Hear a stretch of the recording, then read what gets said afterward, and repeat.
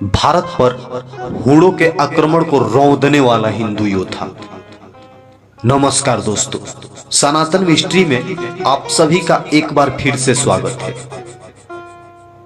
दोस्तों, मध्य एशिया से निकली हूण जाति की नृशंसता इतनी भयानक थी कि चीन से लेकर महान रोमन साम्राज्य तक कांप उठे थे।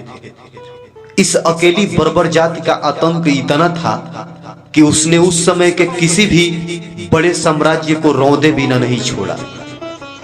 चीन का विशाल साम्राज्य तो इतना भय से आक्रांत हुआ कि उसने हूणों से लड़ने का विचार ही छोड़ दिया और रक्षात्मक होकर खुद को ऊंचे ऊंचे सैकड़ों किलोमीटर की दीवार से घेर लिया।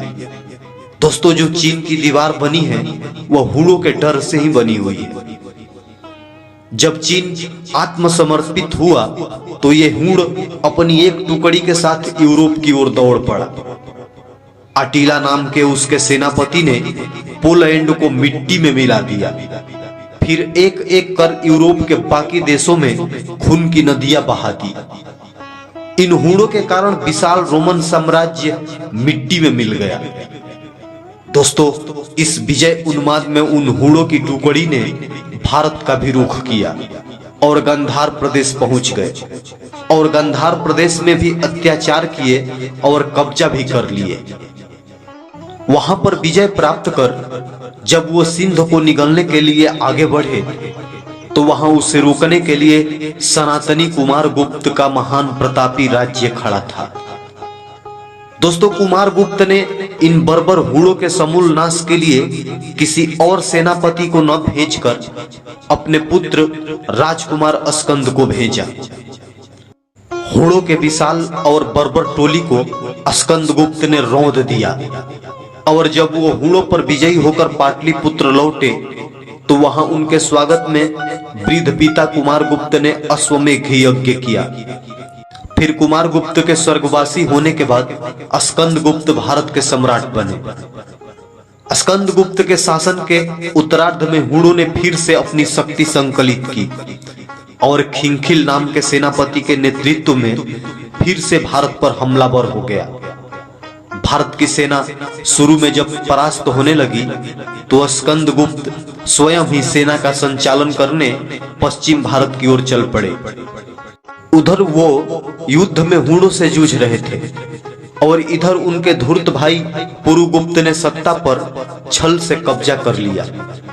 सत्ता हड़पे जाने की सूचना महाराज अस्कंद गुप्त को पहुंचा तो उनके सामने दो रास्ते थे।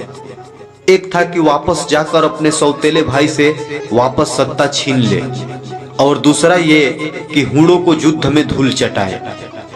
महान सम्राट विक्रमादित्य के पौत्र और हिंदू धर्म ध्वजा रक्षक सम्राट अस्कंद गुप्त ने दूसरा विकल्प चुना और युद्ध भूमि में वीर गति को प्राप्त हुए। दूसरा विकल्प इसलिए चुना क्योंकि अगर वो सत्ता की सोचते और लौट जाते तो बर्बर हूणों के कारण न जाने कितने लोगों को अपनी जान देनी पड़ती, न जाने कितनी नारियों की इज्जत लूटी जाती और न जाने कितने देवालय टूटते। पहले अपनी सत्ता और फिर अपने प्राण को बलि देकर अस्कंद गुप्त ने सबको बचा लिया और मृत्यु पाकर अमर हो गए। पाटलिपुत्र का महान वैभवशाली सम्राट अपनी राजधानी से हजारों किलोमीटर दूर पंजाब में बलिदान हुए, पर बलिदान होने से पहले उन्होंने हूण सेनापति खिंखिल को भारत की सीमा से मीलों दूर खदेड़ दिया और धर्म तथा राष्ट्र की सुरक्षा सुनिश्चित की। दोस्तों, अस्कंद गुप्त का व्यक्तित्व, चरित्र और राष्ट्रीय चरित्र उन सबके लिए पाथेय है जो सत्ता को सब कुछ समझते हुए राष्ट्र और धर्म की सुरक्षा से मुंह मोड़ देते हैं। पर दुर्भाग्य कि भारत में किसी ने इतिहास से न तो कभी कुछ सीखा और न सीखेंगे, क्योंकि भारत का इतिहास ही वामपंथियों ने लिखा है। कितने लोगों को महान सम्राट अस्कंद गुप्त की ये गाथा याद है, और अगर नहीं है तो फिर किसी और से उम्मीद क्या करना। दोस्तों, वीडियो अच्छा लगे तो लाइक करें, शेयर करें और सनातन मिस्ट्री चैनल को सब्सक्राइब कर हमें भी सपोर्ट करें।